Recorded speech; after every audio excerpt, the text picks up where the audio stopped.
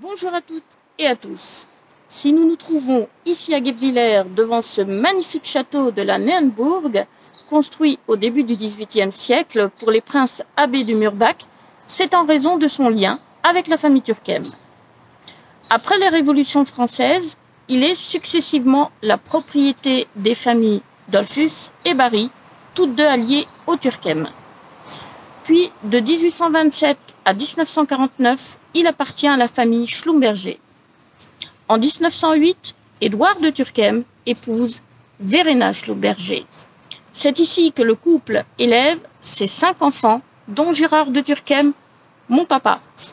Bonjour mon papa chéri, coucou, gros bisous. Rémi Breneisen va nous en dire un petit peu plus.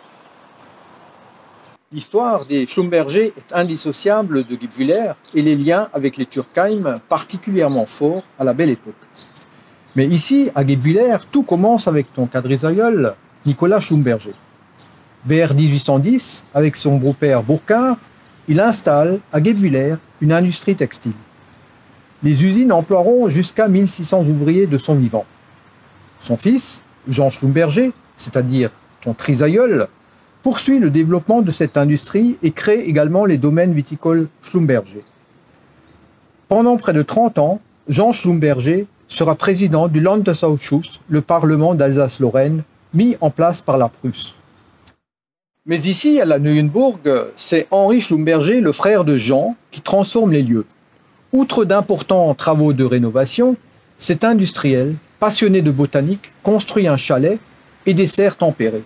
Et surtout, il transforme le parc à la française du château pour en faire un magnifique parc paysager. Il plante une grande variété d'arbres, comme le cèdre du Liban, le séquoia géant et le paulownia.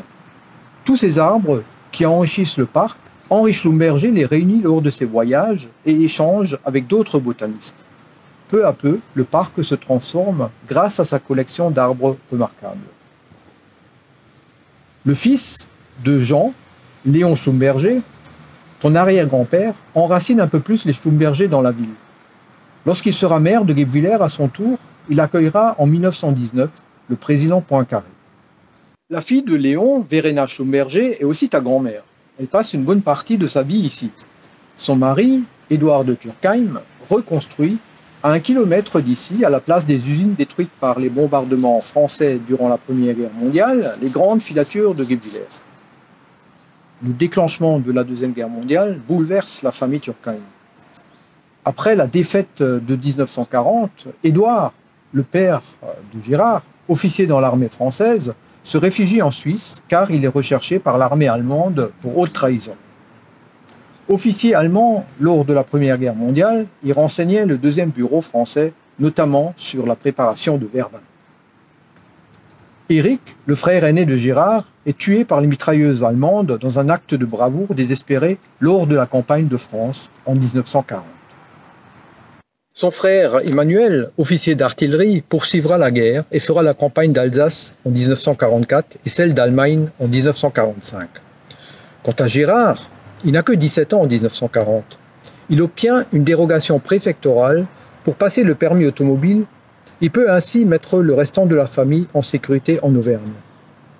Plus tard, il rejoindra le maquis de Bauge en Savoie et participera à la libération du Val d'Aoste, d'Aix-les-Bains, Chambéry et la Tarentaise. Il intègre ensuite un régiment d'artillerie de la première armée française pour faire comme son frère la campagne d'Alsace et celle d'Allemagne. Ce n'est qu'à la fin de la guerre que les familles Schlumberger et Turckheim retrouvent le château qu'elles abandonneront 4 années plus tard à l'État. Avec cette 4e vidéo, nous terminons la série inspirée du livre des biographies des Turckheim et leur alliance.